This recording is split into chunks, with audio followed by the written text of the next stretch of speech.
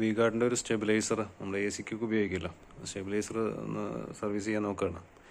അപ്പോൾ ഇതിൻ്റെ പ്രശ്നമുള്ളത് നമ്മുടെ ഇതിൻ്റെ ഇൻപുട്ടും ഔട്ട്പുട്ടും ഒന്നും കാണിക്കുന്നില്ല, ലൈറ്റുകളൊന്നും വർക്ക് ചെയ്യുന്നില്ല. അപ്പോൾ അതിൽ നമ്മൾ ഇത് അഴിച്ചു നോക്കിയ സമയത്ത് ഇതിൻ്റെ ബോർഡിൽ റിലേ ഒക്കെ വർക്ക് ചെയ്യുന്നുണ്ട്. 2 റിലേയും കുഴപ്പങ്ങളില്ല. സാധാരണ ടെസ്റ്റ് ചെയ്ത് നോക്കി നമുക്കൊരു 12 വോൾട്ട് DC വരും. DC വന്നു കഴിഞ്ഞാലാണ് ഇതിൻ്റെ LED-കൾക്കൊക്കെ വർക്കിങ്ങിന് വരുള്ളൂ. അപ്പോൾ അത് 12 വോൾട്ട് അതിൽ വരുന്നില്ല. മാത്രമല്ല അത് കറക്റ്റ് ചെക്ക് ചെയ്യണമെന്നുണ്ടെങ്കിൽ ഈ കപ്പാസിറ്റർ ഉണ്ടല്ലോ, ഈ കപ്പാസിറ്ററിൻ്റെ ലെഗിൽ ചെക്ക് ചെയ്താൽ മതി. അപ്പോൾ അത് ഈ നമ്മുടെ ട്രാൻസ്ഫോമറിൻ്റെ ഉള്ളിൽ നിന്ന് കട്ടായിരിക്കും. അപ്പോൾ അത് കംപ്ലീറ്റ് അഴിച്ചിട്ട് റിവൈൻഡ് ചെയ്യണേക്കാട്ടും നല്ലത് ഞാൻ പുറത്തു കൂടെ ഇപ്പോൾ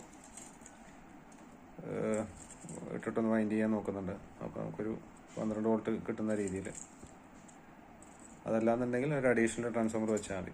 ഇത് അഴിക്കുകയെന്നുണ്ടെങ്കിൽ എന്താ കുഴപ്പമെന്ന് വെച്ച് കഴിഞ്ഞാൽ അഴിച്ചിട്ട് ചെയ്യാൻ പറ്റും. പക്ഷേ അഴിച്ചിട്ടെന്ന് വെച്ച് കഴിഞ്ഞാൽ ഇതിൽ എനിക്ക് തോന്നുന്നു മാക്സിമം അതിൽ 3 സെക്ഷൻ ഉണ്ട്. അതിൽ 3ഉം 2ഉം അതിലത്തെ അലുമിനിയം തോന്നുന്നുണ്ട്.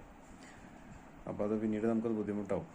അപ്പോൾ അഴിച്ച് ബാക്കിയുള്ളതും കൂടി കോപ്പർ ആക്കേണ്ടി വരും പിന്നീട്. അപ്പോൾ അതിൽ നല്ല ഒന്നുമില്ലെങ്കിൽ ഒരു ചെറിയൊരു ട്രാൻസ്ഫോമർ 12 വോൾട്ടിൻ്റെ വെച്ചിട്ട് ഇതിലേക്ക് നേരിട്ട് കൊടുത്താൽ മതി.